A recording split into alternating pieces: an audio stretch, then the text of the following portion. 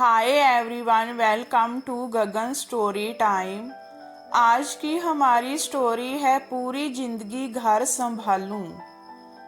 मुझे कुछ पैसों की ज़रूरत है। मेघा ने जैसे ही कहा, संजय का गुस्सा फूट पड़ा। चली जाओ यार अपने पापा के पास, मैं उतनी मांग पूरी नहीं कर सकता। मेघा की आंखों में पानी भर आया।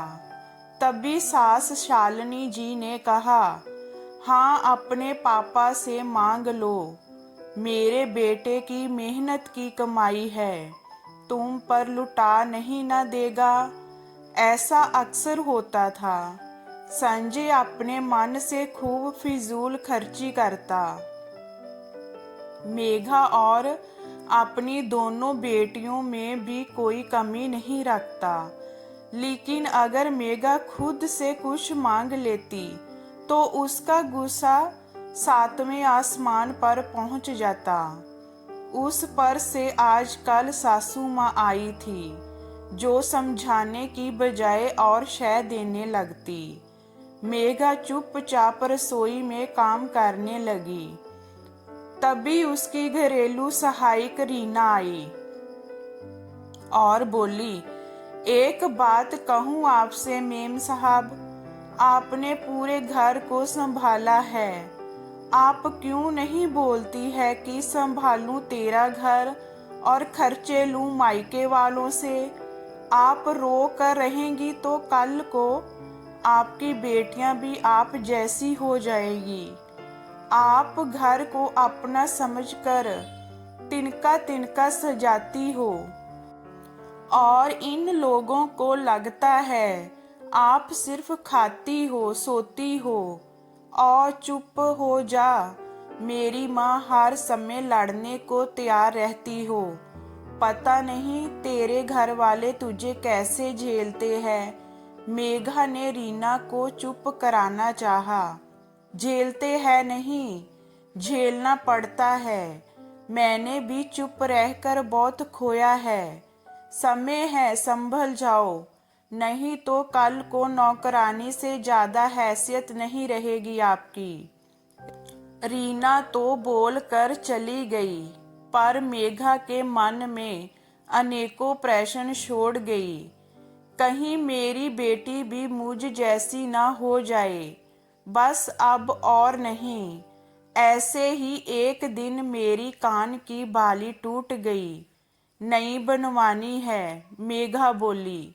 संजय आदत के अनुसार बोला, तेरी अनाप शनाप मांग पूरी करने का ना तो मेरे पास पैसा है, ना ही समय।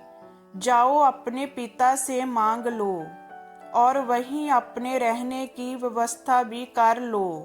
क्यों लूं खर्चे पापा से? सारा दिन तेरा घर संभालूं, सारा समय तेरे परिवार को दूं और जरूरत पड़ने पर पैसे पिता से लूं।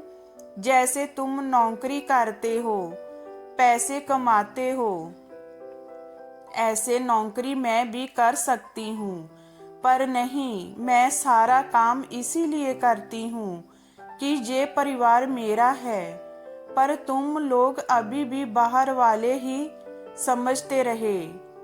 और मम्मी जी, जिस समय संजय को पैसे कम मिलते थे, हम लोग परेशानियों में थे, तब तो बुलाने पर भी आप नहीं आती थी। उस समय संजय का साथ मैंने दिया, तिनका तिनका जोड़कर घर बनाया।